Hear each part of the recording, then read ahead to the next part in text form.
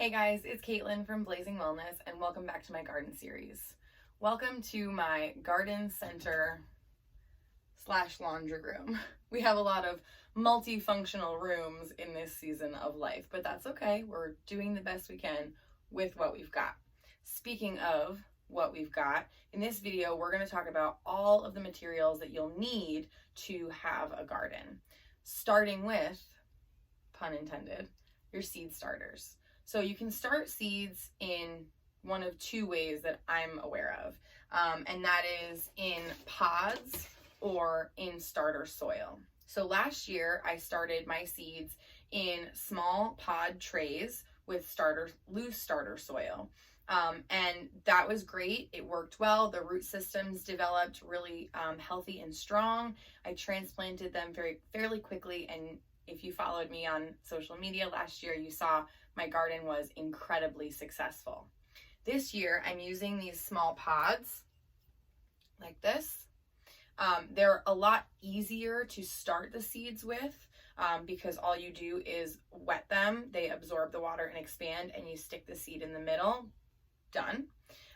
However, I have noticed that my seedlings are not developing as strong as they did last year. So I have a theory that it may be because of this coating around the pod. So the next round of seeds I start, I'm going to tear open the pod a little bit and see if that helps them. When growing things, that's something you have to do. Trial and error. Not everything grows well. But let's get back to materials. So in order to start your seeds, you're going to get, like I said, some starter trays. Either trays with deep pods that you fill with loose starter soil, or trays like this that are designed for the pods. I have small 12 pod trays, and I also have the big Kahuna 72 pod tray. Either works, it's based on your preference. In addition to the trays and either the pods or the starter soil, you're going to obviously need some seeds. I went a little crazy the first year and was going to just buy all the seeds available. But a very smart strategy is to purchase seeds of the fruits and vegetables that you buy from the grocery store. That way you can grow what you eat. I personally purchase organic seeds and organic soil. That way I know I'm doing the very best I can by my plants, my food, and my body. In addition to the seeds, the pods, the trays, you could also get yourself a small grow light. I have a clip-on grow light here that just clips to the table that my seed trays sit on, and the lights aren't crazy powerful, but they're able to give direct light and a small amount of heat to the domed trays.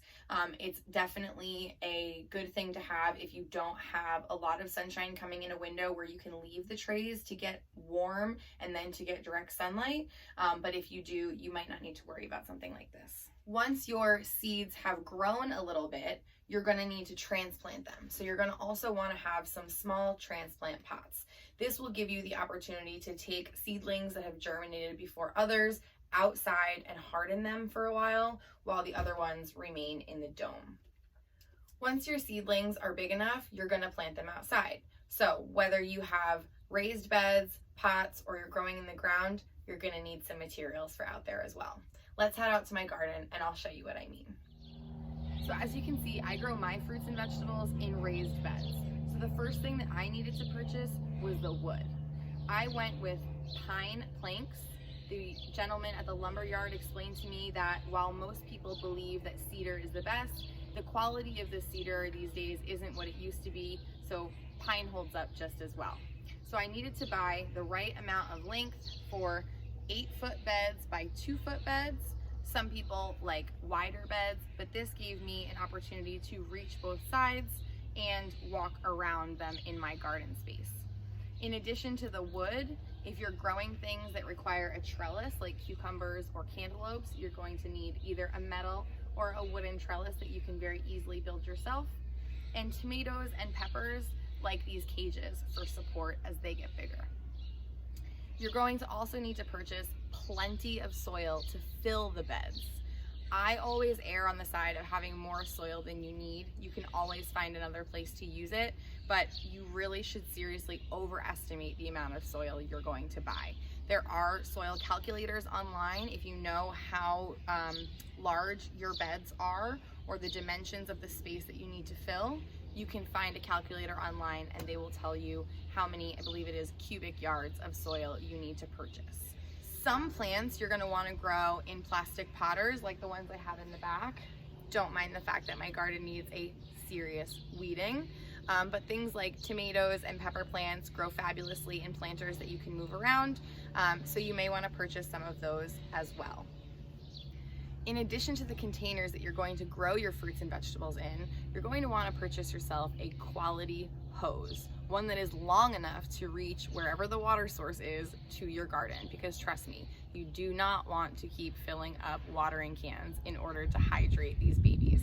It will take you all day, trust me. So once you have your beds built or your pots in place, your hose set up, your soil, your seeds, and your trays, you're ready to start your seeds. And for information on that, head to the next video.